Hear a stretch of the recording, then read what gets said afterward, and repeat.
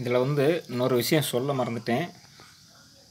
அதனால் இந்த வீடியோ வந்து தனியாக எடுத்து போட்டிருக்கிறேன். நல்லா பாருங்கள். இந்த ஐசி வந்து ஹீட் சிங் எங்கிட்டு இருக்குது, எழுத்து எங்கிட்டு இருக்குது அப்படின்னு பாருங்கள். இது வந்து எழுத்து, அந்த ஹீட் சிங் வந்து அந்த சைடு போட்டிருக்குறாங்க.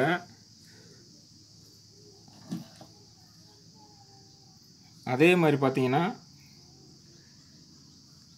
இந்த போர்ட்லேயும் பார்த்தீங்கன்னா இது புது போர்ட்டு தான், ஆடியோ போர்ட்டு மட்டும், வேஸ்டபிள் கிடையாது. இந்த போர்ட்டில் பார்த்தீங்கன்னாலும் அதே மாதிரி தான் போட்டிருக்குறாங்க.